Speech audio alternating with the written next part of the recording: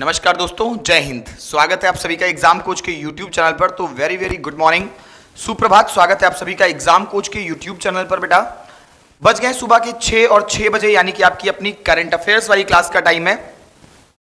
तो हम लोग कवर अप कर रहे हैं उत्तर प्रदेश के स्पेशल करंट अफेयर्स। आपको भी पता है कि आपके कुछ आने वाले दिनों में कई इंपॉर्टेंट एग्जाम्स लगे हुए हैं उत्तर प्रदेश से की जो खास विशेष वैकेंसीज हैं। तो यहां पर उत्तर प्रदेश से जुड़े जो करंट अफेयर्स के सवाल हैं वो बहुत ही ज्यादा पूछे जाने की संभावना रहेगी, इसलिए हम लोग कवर कर रहे हैं उत्तर प्रदेश से रिलेटेड करंट अफेयर्स को। अपनी इस वाली सीरीज में हम लोग कवर करेंगे जनवरी मंथ से लेकर के नवंबर तक के सारे करंट अफेयर। जनवरी से लेकर के नवंबर तक सारे करंट अफेयर इस वाली क्लास में हम लोग कवर कर रहे हैं। इसकी पीडीएफ अगर आप लोगों को चाहिए तो पीडीएफ पाने के लिए आपको क्या करना है, पीडीएफ पाने के लिए आपको एग्जाम कोच का टेलीग्राम ग्रुप ज्वाइन करना है। टेलीग्राम ग्रुप को ज्वाइन कर लीजिए, वहां से आपको इसकी पीडीएफ भी मिल जाएगी। पीडीएफ आपके लिए बहुत बहुत बहुत इंपॉर्टेंट होगी। जब आपका एग्जाम का जस्ट एक दिन पहले रात में आप लोग एक नजर में इसको सरसरा के देख लोगे ना, बहुत फायदा होने वाला है। तो इस ग्रुप को जरूर ज्वाइन करिएगा, वहां से पीडीएफ डाउनलोड कर लीजिएगा। चलिए भाई क्लास को शुरू करते हैं। हम लोग कवर अप कर रहे हैं बेटा, मैंने बताया आपको जैसा कि जनवरी से लेकर के नवंबर 2022 तक के सारे करंट अफेयर्स जो उत्तर प्रदेश की हाल फिलहाल की घटनाएं हैं जनवरी से लेकर के नवंबर तक, जो आपके एग्जाम के लिए बहुत इंपॉर्टेंट रहने वाली हैं।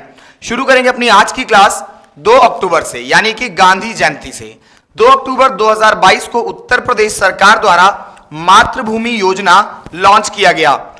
2 अक्टूबर 2022 को उत्तर प्रदेश सरकार ने एक योजना लॉन्च किया जिसका नाम रखा है मातृभूमि योजना।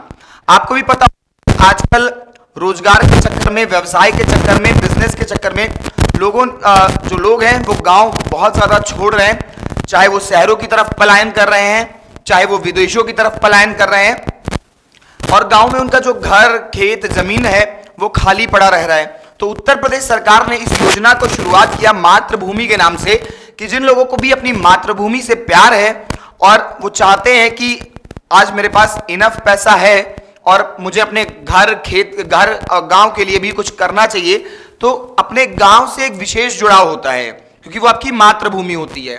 तो ऐसे लोगों के लिए सरकार ने एक योजना शुरू की कि आप समाज के वेलफेयर से जुड़े किसी भी बिल्डिंग को अगर बनवाते हैं, जैसे आंगनवाड़ी केंद्र बनवा दिया, स्कूल बनवा दिया, कुछ भी अगर आप उस जमीन को यूज करते हैं और कुछ भी बनवाते हैं, तो सरकार की तरफ से कुल खर्च जो भी आएगा, टोटल खर्चा जितना भी आएगा, उसका 50% शेयर गवर्नमेंट होल्ड करेगी। मतलब 50% खर्चा जो है वो गवर्नमेंट देगी और सिर्फ जो मालिक होगा उसको 50% पैसा ही खर्चा करना होगा। तो ये 50% गवर्नमेंट प्रदान करेगी अगर आप अपने गांव की जमीन पर कुछ भी निर्माण करवाते हैं। बस शर्त क्या है कि वो उससे लोगों का फायदा होना चाहिए। देश का दूसरा nano fertiliser plant Uttar Pradesh के प्रयागराज में स्थापित किया गया। तो देश का दूसरा जो नैनो फर्टिलाइजर प्लांट है, आपको भी पता है कि आजकल खेतों में फर्टिलाइजर का बहुत ही ज्यादा यूज हो रहा है, यूरिया का बहुत ही ज्यादा यूज हो रहा है। तो यूरिया के यूज को कम करने के लिए गवर्नमेंट एक प्लान लेके आई है, नैनो फर्टिलाइजर। तो देश में ये दूसरा नैनो फर्टिलाइजर प्लांट प्रयागराज में बनाया गया। पहला फर्टिलाइजर प्लांट आपका गुजरात में बनाया गया था पहला फर्टिलाइजर प्लांट, और दूसरा बनाया गया है प्रयागराज में। इस नैनो फर्टिलाइजर का जो आधा लीटर होगा वो यूरिया के 45 किलोग्राम के लगभग बराबर हो जाएगा, इतना ज्यादा शक्ति रहेगी। तो इससे जो आपकी खेतों से उपज है वो तो बढ़ेगी, खेतों से उपज तो बढ़ेगी, साथ ही साथ लेबर कॉस्ट में कटिंग आएगी। लेबर कम समय में इसको स्प्रे कर पाएगा, खर्चा भी कम लगेगा। तो कहीं ना कहीं ये किसानों के लिए बहुत ही ज्यादा एक महत्वपूर्ण योजना है। तो देश में जो दूसरा नैनो फर्टिलाइजर का प्लांट लगा है वो प्रयागराज में एक जगह पड़ती है फूलपुर, प्रयागराज के फूलपुर में बनाया गया है। पहला गुजरात में बनाया गया था। 28 सितंबर 2022 को मुख्यमंत्री योगी आदित्यनाथ ने उत्तर प्रदेश के अयोध्या में लता मंगेशकर चौक का उद्घाटन किया। तो संगीत के मामले में, म्यूजिक के मामले में आपको भी पता है कि लता मंगेशकर जी अविस्मरणीय है। मतलब उनका जो योगदान है संगीत क्षेत्र को, वैसा अब दोबारा होगा या उनके जैसा होना तो इम्पॉसिबल ही कह सकते हैं कि उनके जैसा होना इम्पॉसिबल है, तो उनकी स्मृति में अयोध्या में लता मंगेशकर चौक का उद्घाटन किया है योगी आदित्यनाथ जी ने। हाल ही में उत्तर प्रदेश को आयुष्मान उत्कृष्ट पुरस्कार 2022 से सम्मानित किया गया।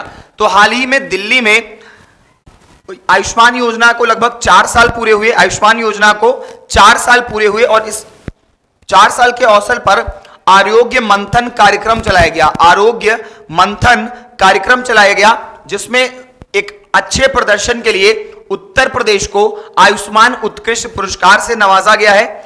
उत्तर प्रदेश सरकार ने लगभग इस योजना के तहत लगभग 2 करोड़ खाते खोले हैं। आयुष्मान योजना के तहत 2 करोड़ लोगों को इसका लाभ हुआ है और पूरे देश में 2 करोड़ की संख्या तक पहुंचने वाला उत्तर प्रदेश आपका दूसरा राज्य है। उत्तर प्रदेश आपका दूसरा राज्य है जहां पर 2 करोड़ खाते हैं आयुष्मान योजना में। और इस योजना के तहत 28,728 स्वास्थ्य सुविधाओं को जोड़ा गया है। 28,728 स्वास्थ्य सेवाओं को इसके तहत जोड़ा गया है। तो एक बहुत ही विशेष काम था ये उत्तर प्रदेश सरकार का, जिसके लिए केंद्र सरकार ने दिल्ली में उत्तर प्रदेश को आयुष्मान उत्कृष्ट पुरस्कार से सम्मानित किया है। 1 अक्टूबर 2022 से 1 महीने तक चलने वाली देशव्यापी स्वच्छ भारत 2022 का शुभारंभ केंद्रीय मंत्री अनुराग सिंह ठाकुर ने उत्तर प्रदेश के प्रयागराज से किया। तो आपको भी पता है कि हम लोग चलाते क्या है, हम लोग चलाते हैं स्वच्छ भारत मिशन चलाया हमारे यहां, जिसमें इस बार टोटल 1 महीने तक ये स्वच्छ भारत का मिशन टोटल 1 महीने तक चलता है। पूरे साल में 4 बार इस मिशन को चलाया जाता है लोगों को स्वच्छता के प्रति जागरूक करने के लिए। तो 1 महीने तक चलने वाले इस मिशन को स्वच्छ भारत मिशन, जो कि इस बार 1 महीने तक चला, इस बार इसकी शुरुआत उत्तर प्रदेश के प्रयागराज से केंद्रीय मंत्री अनुराग सिंह ठाकुर जी ने किया था। उत्तर प्रदेश का पहला skin bank king George medical university Lucknow में खोला गया। तो स्किन बैंक क्या होता है पहले तो ये जान लो। स्किन बैंक बेटा ये होता है कि जैसे आप लोगों ने बहुत सारे एसिड अटैक सर्वाइवर्स को देखा होगा, जिनके ऊपर एसिड अटैक हुआ, उनकी स्किन पूरी तरह से डैमेज हो जाती है, आग लगती है और कुछ लोग आग की चपेट में आ जाते हैं जिसकी वजह से स्किन डैमेज होती है। एक्सीडेंट जब होता है तो कई बार एक्सीडेंट में भी स्किन डैमेज हो जाती है। तो उत्तर प्रदेश में अभी तक कोई स्किन बैंक नहीं था, तो उत्तर प्रदेश का पहला स्किन बैंक केजीएमसी जो आपका पड़ता है लखनऊ में, यहां पे बनाया गया। खास बात क्या होती है कि इंसान के मृत्यु के 6 घंटे के भीतर उसकी स्किन ले ली जाती है। शरीर के ऊपरी हिस्सों की कोई भी स्किन नहीं ली जाती है, यानी कि चेहरे की, सीने की, हाथ की, ये सारी स्किन नहीं ली जाती है। सिर्फ पैर की, पीठ की, ये सारी स्किन ली जाती है क्योंकि थोड़ी सी ये मोटी होती है। और ये इस स्किन को रिजर्व करके रखा जा सकता है टोटल 6 महीने तक। 6 महीने तक इस स्किन को बचाया जा सकता है। इनकेस कभी किसी का कोई आग पीड़ित आ जाता है, मान लिया किसी का आग पकड़ लिया था और बहुत ही ज्यादा बुरी स्थिति में है, तो फिर उसी स्किन का प्रयोग करके उसका इलाज किया जाता है। उत्तर प्रदेश के एथलीट राम बाबू ने 36वें राष्ट्रीय खेल में 35 किलोमीटर दौड़ में राष्ट्रीय रिकॉर्ड को तोड़ते हुए स्वर्ण पदक जीता है। तो उत्तर प्रदेश के एथलीट है राम बाबू, उन्होंने जो अभी हाल फिलहाल में आपका नेशनल गेम्स हुआ था, इस बार का जो नेशनल गेम्स हुआ था वो कहां पे हुआ था, गुजरात में हुआ था। तो नेशनल गेम्स जो कि जिनका आयोजन गुजरात में हुआ था, वहां पे राम बाबू ने सारे रिकॉर्ड तोड़ते हुए स्वर्ण पदक जीता है 35 किलोमीटर दौड़ में। हाल ही में उत्तर प्रदेश सरकार ने पहली बार 3 महिला पीएससी बटालियन गठित किया है। पहली बार 3 महिला पीएससी बटालियन का गठित किया गया है, इसमें कंप्लीटली महिलाएं हैं। तो पहली बार हुआ है कि 3 महिला पीएससी बटालियन का गठन किया गया है पीएससी के द्वारा। देश की सबसे बड़ी विधानसभा उत्तर प्रदेश पेपरलेस हो गई है। तो इस बार जो आपकी सितंबर मंथ से विधानसभा का कार्यभार शुरू हुआ था, इसमें पेपर पे कोई भी काम नहीं होगा। अगर जैसे विधायक मान लिया कि विधायकों को कोई सवाल पूछना है, तो वो सवाल अपने अभी तक पेपर पे लिख के लाते थे, अब पेपर वाले सवाल नहीं चलेंगे। सभी सवाल उनके सीट के सामने एक टैबलेट फिक्स किया गया है, उसी टैबलेट के जरिए वो सवाल आप पूछेंगे और जो भी मंत्री रिप्लाई करेगा या जो भी विधायक उसका रिप्लाई करेगा वो भी उसको भी आंसर जो है वो टैबलेट में ही लेकर के आएगा और टैबलेट में ही पढ़ पढ़ के उसको आंसर देना रहेगा। पेपरलेस हो चुका है, सभी विधायकों की सीट निश्चित कर दी गई है और सभी विधायकों की सीट पर एक एक टैबलेट इंस्टॉल करवा दिया गया है। मतलब अब कागज पे कोई भी काम नहीं होगा आपकी अपनी उत्तर प्रदेश की विधानसभा में। 2 अक्टूबर 2022 को गांधी जयंती के अवसर पर उत्तर प्रदेश में विशेष सड़क सुरक्षा अभियान चलाया गया। तो एक्सीडेंट्स बहुत ज्यादा हो रहे हैं और लोग हेलमेट का प्रयोग, सीट बेल्ट का प्रयोग, इन सभी चीजों से लोगों में के प्रति लोगों में जागरूकता लाने के लिए सड़क सुरक्षा अभियान चलाया गया। भारत का पहला double decker expressway Noida Uttar Pradesh में बनाया जाएगा। तो नोएडा एक्सप्रेसवे के बारे में आप पहले ही सुन चुके हैं। तो एक नया इस पे प्लान चल रहा है। एक नया प्लान क्या चल रहा है कि इसको डबल डेकर, मतलब एक है उसके ऊपर एक और एक्सप्रेसवे बनाने की तैयारी चल रही है। टोटल 20 किलोमीटर का एक नया डबल डेकर एक्सप्रेसवे बनाया जाएगा जिसकी कुल जो लंबाई है वो 20 किलोमीटर होगी और साथ ही साथ इसके लिए 2000 से लेकर के लगभग 2500 करोड़ रुपए का बजट लगेगा। इतना अनुमान लगाया गया है कि 2000 से 2500 करोड़ रुपए लग सकते हैं। उत्तर प्रदेश के लखनऊ में स्थित केडी सिंह बाबू स्टेडियम में राज्य का पहला खेल उपकरण बैंक स्थापित किया जाएगा। तो उत्तर प्रदेश के केडी सिंह बाबू स्टेडियम जो कि आपका लखनऊ में पड़ता है, यहां पर सभी खेल से जुड़ी जितनी भी सामग्रियां हों ये उपलब्ध हों, इसके लिए खेल उपकरण बैंक स्थापित किया जाएगा केडी सिंह बाबू स्टेडियम में। अक्टूबर 2022 में उत्तर प्रदेश के गोरखपुर में स्थित शहीद अशफाक उल्लाह खां प्राणी उद्यान में तेंदुए के 2 मादा शावकों का नाम भवानी और चंडी रखा है। भवानी और चंडी नाम से 2 तेंदुए हैं जो अभी हाल फिलहाल में जन्म लिए हैं। और उत्तर प्रदेश में एक जिला एक उत्पाद योजना की तर्ज पर, जैसा कि आप सभी को पता है कि एक योजना लाई थी सरकार, एक जिला एक उत्पाद, 1 डिस्ट्रिक्ट 1 प्रोडक्ट, ODOP। इसमें क्या था कि हर जिले से किसी ना किसी एक उत्पाद को प्रोत्साहन मिलेगा जो उस राज्य की पहचान बनेगा। उसी तरीके से सेम कॉन्सेप्ट पे उत्तर प्रदेश की सरकार लेके आ रही है 1 डिस्ट्रिक्ट 1 गेम, ODOG। मतलब कि हर जिले से एक खेल को बढ़ावा दिया जाएगा। मतलब किसी स्टेट जहां पे कबड्डी बच्चे बहुत अच्छा खेलते होंगे वहां कबड्डी, जहां क्रिकेट बहुत अच्छा वहां क्रिकेट, जहां वॉलीबॉल बहुत अच्छा वहां वॉलीबॉल। हर जिले से एक खेल को विशेष रूप से प्रोत्साहन दिया जाएगा उत्तर प्रदेश सरकार के द्वारा। डिफेंस कॉरिडोर के तहत कानपुर में एशिया का सबसे बड़ा एम्युनिशन कॉम्प्लेक्स अस्त्र शस्त्र निर्माण क्षेत्र अडानी ग्रुप द्वारा विकसित किया जा रहा है। तो कानपुर में आपको वैसे भी पता है कि गन फैक्ट्री है, तो कानपुर में अडानी ग्रुप अस्त्र शस्त्र को लेकर के एक डिफेंस कॉरिडोर बना रहा है। डिफेंस कॉरिडोर बनाया जा रहा है, सबसे बड़ा एम्युनिशन कॉम्प्लेक्स होगा जो कि यह अडानी ग्रुप के द्वारा कानपुर में बनाया जा रहा है।